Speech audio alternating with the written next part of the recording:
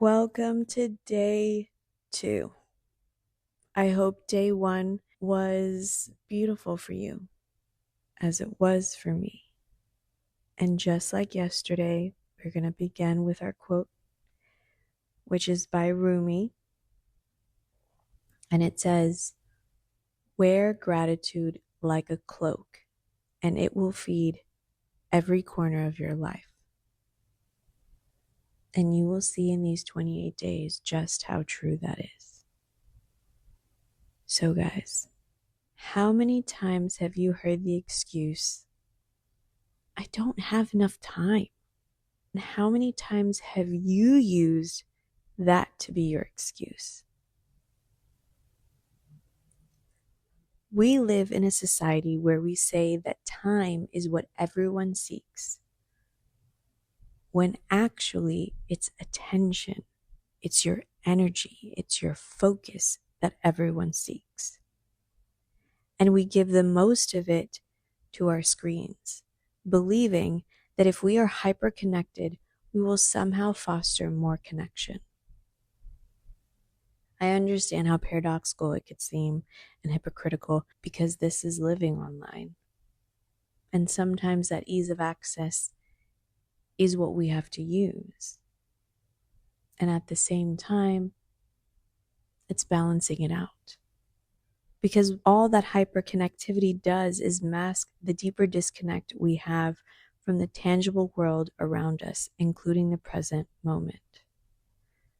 What we really lose is being a part of something real, a community, a home that holds meaning. So think about the ways in which you use technology.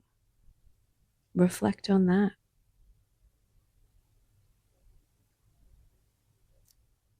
What is demanded of us now is different. Eloquently written by one of my favorite newsletters, Dense Discovery. A hopeful future demands of us nothing less than our complete presence in the world, not as followers or consumers, as participants. We have to learn again how to connect in ways that anchor us, ways that build the world we want to inhabit. That is where hope and possibility live. So for day 2, to soften into what is happening around us and in our own hearts, I invite you to find a joy rock. You can choose any rock, stone, or even crystal. All I ask is that it be a piece of nature and that it is able to fit into the palm of your hand. Something you can close your fingers around and that has enough weight for you to really get that sense of holding on to something worthwhile. You want to choose an item that feels really good in your hand, and when you hold it, something that instantly puts a smile on your face. This rock is going to be your remembrance, your invitation to remember yourself. So taking all those different pieces of you and bringing it collectively together. And after you've chosen your joy rock, put it by your bedside or in a place where you will definitely see it when you go to bed. The joy rock is going to be a vital part of your wind down or nighttime ritual. So tonight, just before you jump into bed, pick up your joy rock. Hold it in the palm of your hand. Feel that weight and think back through all the good things that happened during your day. And then answer the question, what gave you the most joy today? Once you have the answer, be as grateful as you can for that thing, moment, saying, whatever it is. Deepen into that feeling and say, thank you. Once you've done that, return your joy rock. This practice cultivates a step further in deepening and reflecting on our presence with each day. It is a simple and powerful way for you to recognize all the good that's happened to you throughout the day.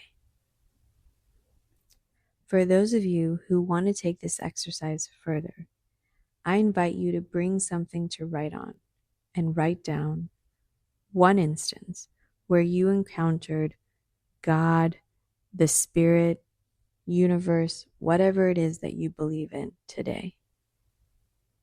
Maybe it was through the color of a flower or a song,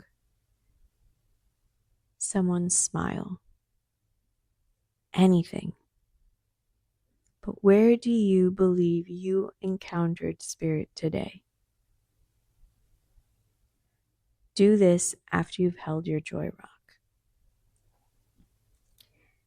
And for the next 26 days, you will follow the same joy rock practice every night before going to sleep. And if you're deepening your practice, add to your encounters list for the next 26 days. And as you deepen this practice, if you'd like, I invite you to look at your list on a weekly basis, because that is how many times you encountered Spirit throughout the week. You are noticing the magic, and it lets you remember that magic.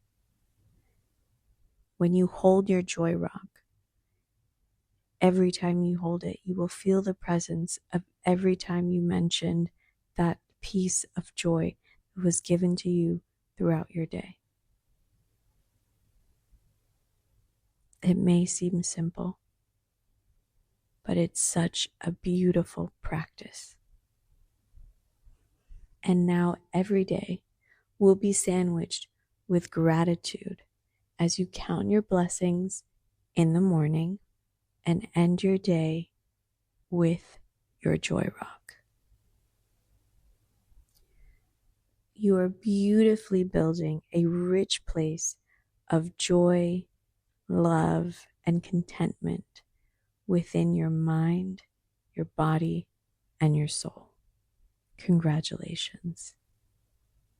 You are doing this for you. You are making space and time for you. So the only person who deserves that congratulations is you. Take a moment and give yourself a hug.